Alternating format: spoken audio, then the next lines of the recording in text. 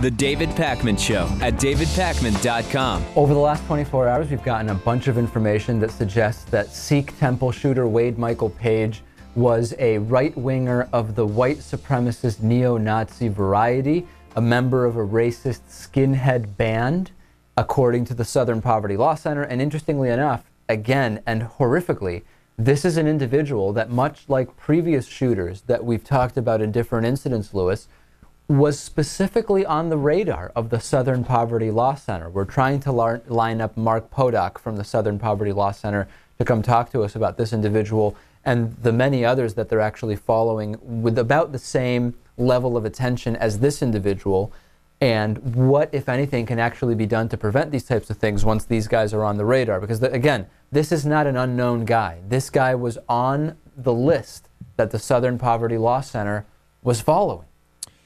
He was also seeing a psychologist. He was seeing someone regularly who warned police about him. Oh, is that right? I haven't read that part. Warned campus police about him. And, you know, I mean, I guess you can't really be angry at them. They probably What, are you talking about this guy, or are you talking about the Aurora, Colorado shooter?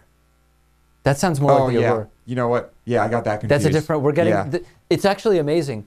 It's actually an incredible commentary on what's going on. The fact that there are so many of these incidences that Lewis can't even keep straight which guy was being tracked by SPLC and which guy was regularly seeing a therapist who had alerted police. Isn't that a commentary on the nature of the frequency of these, Natan? It's unbelievable. It is a commentary. I mean, there's nothing else to say. Lewis just got he made a pretty natural mistake that is only natural when this happens so often that you could actually get them confused. Yeah, if you live in a country where this type of thing is far more rare, you're not going to forget which shooter was the one seeing the therapist and which shooter was the one being tracked by the SPLC. I think we could safely say that. Probably.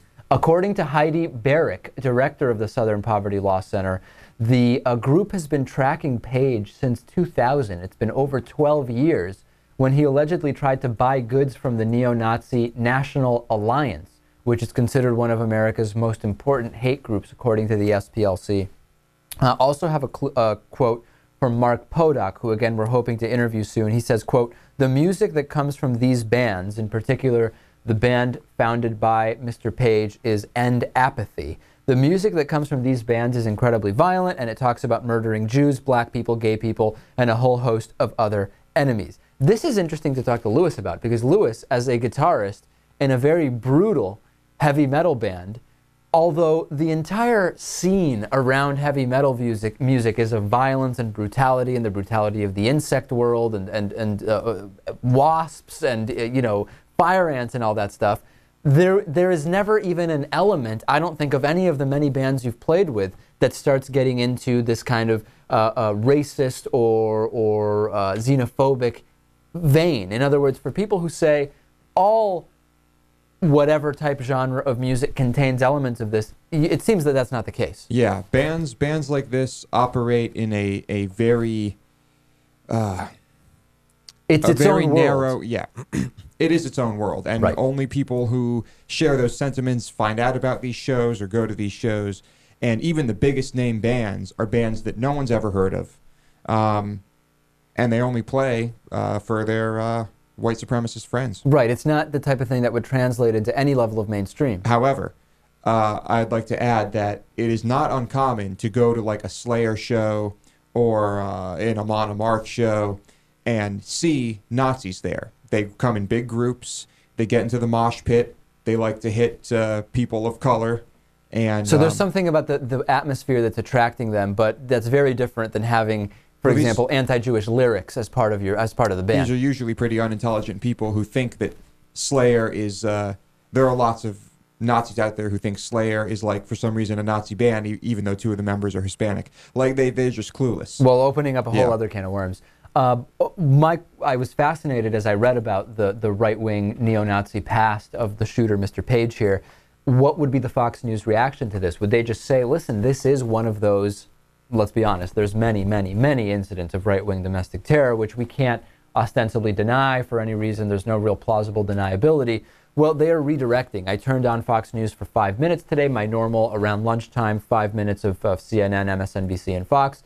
I noticed Fox saying, okay, the FBI is calling the Sikh temple massacre an incident of domestic terror. Why aren't they calling the Fort Hood shooting an incident of domestic terrorism? So typical redirection from Fox News about what we expect. Yeah, a distraction.